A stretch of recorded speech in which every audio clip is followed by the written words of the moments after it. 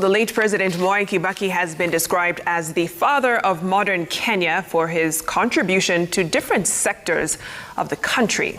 While speaking on behalf of those who served in the late President Kibaki's government, Ambassador Francis Muthaura, who was Kibaki's head of civil service and secretary to the cabinet, attributed the growth of the country's economy during his tenure to the late president's strategy of empowering everyone who had a responsibility. Citizen TV's Raquel Mwigai has more.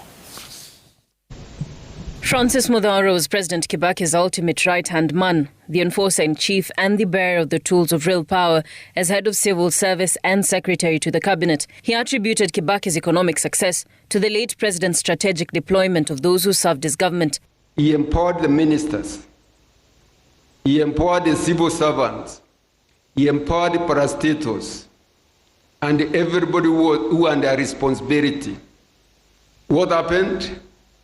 With that strategy, we surpassed all the targets that were set. Ambassador Muthaura, who worked for Kibaki for the 10 years of his presidency, says his boss was adept at picking out the most fundamental things, especially matters economy.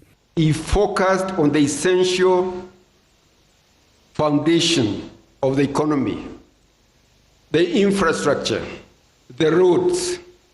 After building the Thika road, with a lot of doubting Thomases, just confidence came into the country. There is no project we could not implement under him. He renovated Jomo Kenyatta International Airport. Suddenly, Jomo Kenyatta International Airport became the most modern airport in Africa.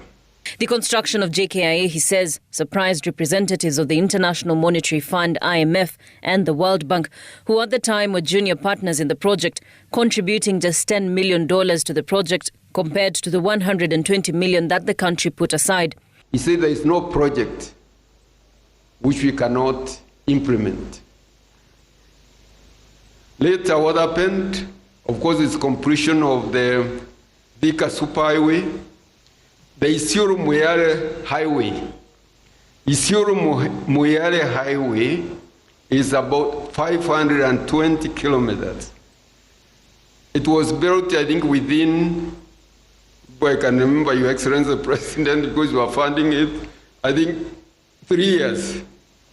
Muthaura added that Kibaki believed in connecting the country to the rest of the neighboring countries.